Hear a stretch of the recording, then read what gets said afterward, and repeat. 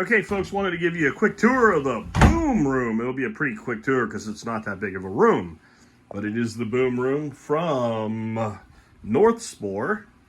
And this is basically a pre-designed Martha tent is what they call them in the mushroom space. So you can build something like this out of low-cost mini greenhouses indoors. It certainly doesn't have to be a greenhouse that's this big, an ultrasonic humidifier and a controller. But I'm going to tell you, by the time you get done doing that, you'll spend almost as much money for less quality of a product. Full disclosure, North Spore was kind enough to give this to me in return for a review on it, and I think there'll be more than one review. They'll get their money out of it. These are about $500, but sometimes they go on sale. They were just on sale, and they were knocked down like $200. I did a show on mushroom growing, and I mentioned that. I don't know if that sale's still going on. I'll check after I record this. They also sent me some fruiting blocks. So generally in a mushroom tent like this, you're either going to do tubs or you're going to do fruiting blocks, whether you make them yourself or you buy them pre-inoculated. These are all pre-inoculated. They did send these to me as well. These are in order: lion's mane, Italian oyster, blue oyster.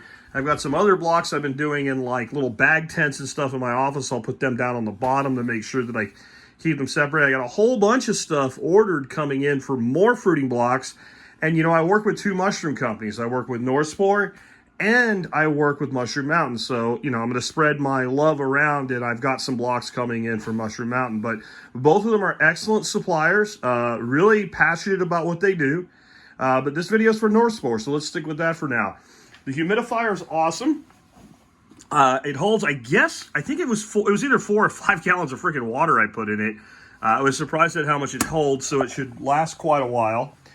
Again, on whether you buy this pre-made like you do from North Spore, where everything's just going to work, or you make your own, and they'll sell parts and pieces if you want to do a Martha tent. One of the coolest things they have is this drip tray down here. With all this humidity, you're going to get some dripping. Now, I don't know that really you're going to get any dripping outside this tent because there's an internal slide-in bottom, and then the tent itself actually it's not like one of those ones where you just drop it over, and more on that in a bit. It actually is inside there, so it'd be really hard for this thing to leak, but they send with it this drip tray anyway. Now, if you're using something that you fabricate yourself, you may not have a tent of that quality, so just this drip tray alone is awesome, which is cheap to ship because it's actually made out of like silicone, so it folds up for shipping, which is really cool. The ultrasonic humidifier is great. You know, this would cost you $180 on Amazon for an equivalent model. So that's what I'm saying. This is actually a really good price on this product. It's got the pipe designed specifically for the height. It's probably just a little bit low because it does come with wheels that go on the bottom of the humidifier, which I don't really need, but I guess if you had it for, you know, just humidifying a room or something, you might want to roll it around because 5 pounds of water is pretty heavy. But when it's near empty, I'll uninstall it, put the wheels on, and put it back there. So that would bring it up a little bit more. So I mean, it's perfectly designed. Another beautiful thing, if you look at it, see the plastic has this mesh reinforcement in it. This is super high quality. This is way higher quality than those mini greenhouses you'll get on Amazon. So the quality all around is just better in every way that you can possibly imagine. The controller's pretty simple. It is just simply basically a switch.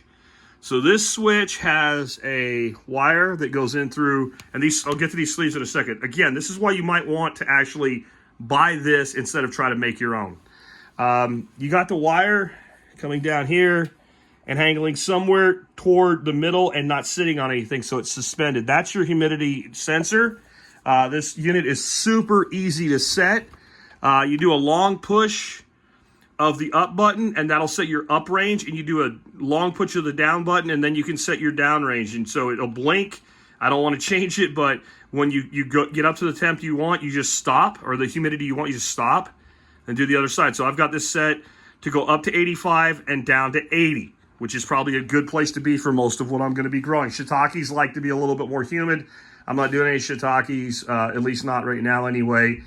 About an 80% humidity is going to be great for these oysters, lion's manes, pepinos, chestnuts, other things that are going to be coming in. So Very, very simple. Again, I saved the documentation. I read the documentation, but I honestly figured this out on my own. If I want to be nitpicky, if there's a design flaw in this at all, I would say that it's that this controller should have this power cord coming out of the bottom and the sensor cord coming out of the top. Just because you see how this cord is kinked over, so I don't think that's maybe the best thing for it long term. If I'm being really picky, and if I cared enough, and I don't, so that tells you how nitpicky I'm being. This cord, I think, should be about 3 feet longer. Maybe 4, and I'll tell you why. What I would prefer to do with that cord, to keep it out of the way and manage, I'd prefer to bring it down to here, go back to there, run it along here underneath so that it wasn't in the way of any of my blocks. I mean, that's being nitpicky, but you really want this thing as close to center as possible, and that's about as far as it'll go from there. So I would make that longer. Now, again, if I really meant that, like if I was like really important to me, I would splice a piece of wire in there, because you don't need an electronics degree to do that. I'm not gonna. That tells you I'm being really nitpicky. If I'm gonna review something, I'm gonna be tight on it, and that's it. That's all I got. Now you notice, you can probably see there's mist coming out of there. That's because it's not zipped up, because I'm gonna open it in a second, and there's no way I could unzip this with one hand and not have the phone doing all kinds of wonky crap. The other controller, and see the other thing, like everything's thought about. They have these little hangers. This is so all your controllers can hang instead of being laying on the ground. So this controller right here controls the exhaust fan. And if you look, I've got a filter on both sides of the exhaust fan. There's a couple ways to do this. The way they say to do it, put the filter on the inside so it's drawing through the filter and the filter's keeping it there. I thought, you know what? These filters are cheap to replace, so I put one on both sides. That's to keep from blowing spores into your room. When you if you had this full, there's no reason you couldn't have 5 blocks per shelf. 5 shelves, 25 blocks going. That's a lot of spores, especially with mushrooms like oysters. They make a lot of spores. So you don't want to be blowing spores into your house. You can get mushroom lung. You can inoculate your walls, right? These are not things you want to do, even with fungus that we like to use to eat. So that's what those are for. There's also, I don't know where I put it now. There's a little box around here somewhere, right there, that little box there. It's like the type of metal corrugated tubing that you get to vent a dryer, and you can vent it out a window. There's a window right there. I don't want to vent it out the window. This is my wife's office, and it's probably going to be my temporary office for a while. I've got to do some work in my office, so I'm going to have to move in here for a few weeks, redo the flooring in there, and then this is going to go in my office. So I'm not doing anything permanent on the install yet. But honestly, that's probably all you need to do. And then you don't have a window with like a piece of foam board in it or something like that. And this is the front of the house, so I really don't want it. My office is over there, so it would be out the back of the house. It doesn't really matter. Anyway, this is a good enough location for now. But again, this controls the fan, and this has a speed for the fan. And I have it just going just enough that I can definitely feel air coming out of it. I turned it all the way up, and it literally sucked the tent in like it was going into itself just to see what it would do. It's a little bit noisy at that level. At the level I have it, you can barely hear it. It's quieter than a computer fan. And what that does is it creates negative pressure. This is even when you zip it up. It's not going to be completely airtight. You wouldn't want that anyway. But since air can get in, and it can only go out through that filter, you don't have spores and other things and the humidity coming into your home. It's all going through a filter. It's just a much better way to do things, and it keeps an air circulation going on. It's probably kicking on a lot more right now than it normally would, because I have, again, the zippers open. So you can raise this up, and you can see this goes off whenever that humidity goes below 80. It keeps running until it gets to 85, and it cuts off. A 5% differential is what they recommended in the instructions, so it's what I did. One really important thing. Now, North Spore has a video showing how to set this thing up. I'll link to it in my notes below. That's why I didn't make a video of setting it up, because I don't need to if they already did it. I just want to show you how it works. But the instructions for this are bad, because they tell you to do something you can't do. If you watch their video, you won't do it. And that is, they tell you to put this whole rack system together and then stick it inside the tent. There's a problem with that. Since it goes in the bottom and the top, you can't do it. You could never get it in there without tearing something apart. I promise you. So what they did with theirs is they assembled it up to this high, and then they put it in there, and then they put the last one on, and so that way you can go in and stretch it up. What I did, and I thought my solution was maybe even a little easier, I went ahead and assembled the top, but I didn't plug it into here. I stuck it down through here so it laid flat, and then once I had the tent on it, I just lifted it up and worked the 4 holes in. That seemed easier than the way they did it in their video, but you watch their video, and you decide for yourself how you want to do things. Anyway, it's high quality all around. Again, you've got the reinforcement. Nice clear door, though, so you can see in and see your grows without opening it unless you're going to do something to work on it, which, again, I'm going to zip this up as soon as we're done. You want to keep it that way. All your controllers neatly managed. That's really great. You got your tubes here. Like, I had a slow person moment. I did. I was trying to stick this in there because it comes with these guys on the inside. Hey, dummies, pull it out and do it like this. Okay, that was easy. I had a moment on the struggle bus, I admit it. And then, same thing down there for the fan. Now, what I did over here, to wrap it around fittings, they have these little pull strings. Great if you're going around something like this. And what I'd recommend is there's a bell housing right here that this pipe slides into.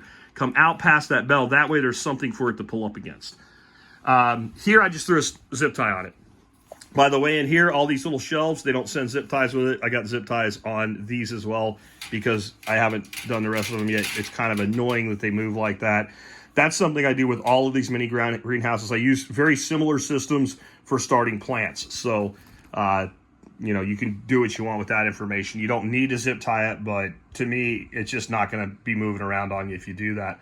That's basically it, But I want to put it to you this way. This is a pretty high-end system. They also make, they call them boomer tubs. Those are great, too, if you don't want to grow as many mushrooms. I know you could look at something like this and say a $500 investment in this is, a lot of money. And for some people, $500 really is a lot of money. However, I want you to go price mushrooms.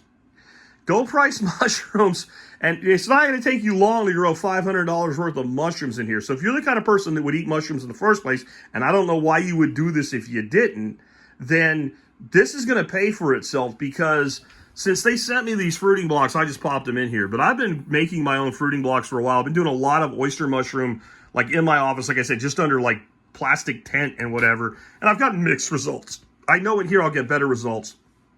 But I could take this one block, and without even stretching, I could turn this into 20 blocks. I mean, you could turn this into 1,000 blocks if you just keep doing it, but you could easily turn this, straight out of the gate into about 20 blocks of spawn using things like I grow most of my oysters on a mix of about half coffee grinds, so all our throwaway coffee grinds get turned into mushrooms, and about 50% wood pellets, hardwood pellets that I, just treat with hot water.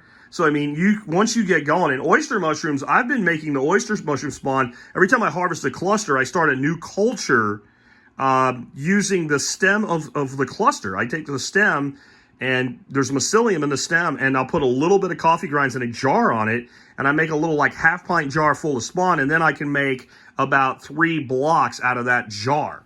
So you can, once you learn to do stuff like that, now some of the stuff, oysters are really aggressive, they're really easy, you're probably not going to be doing that with, chestnuts or lion's mane by yourself. You might have to be buying cultures or fruiting blocks or what have you.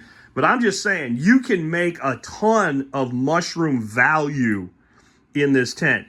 Look at it this way. There's 3 blocks there. If I turned another 2 this way, I could easily put 5 blocks per shelf, 5 shelves, 25 fruiting blocks going at any given time. You're talking mushrooms to sell to your neighbors at that point. So you can definitely earn your money back with this, again, if you're a mushroom eater. I'll also say this before I sign off. If you say, I don't like mushrooms, I don't think you've tried enough mushrooms yet. I really recommend you get on North Spore's site. Check out some of the recipes, like making a lion's mane mushroom taste like a steak or taste like a fried soft shell crab. So, if you say you don't like mushrooms, I don't know, maybe if you've only eaten the little white button mushrooms they grow in Pennsylvania by the buku that you can buy for $1 a pound at the grocery store, they throw on cheap pizza. If that's your only experience, before you buy this, try some other options, but give it a try. Try some king oysters. Cut those stems up and make them like scallops. It'll blow your mind. Take care. If you got any questions, you know what to do. Put them down there in the comment section.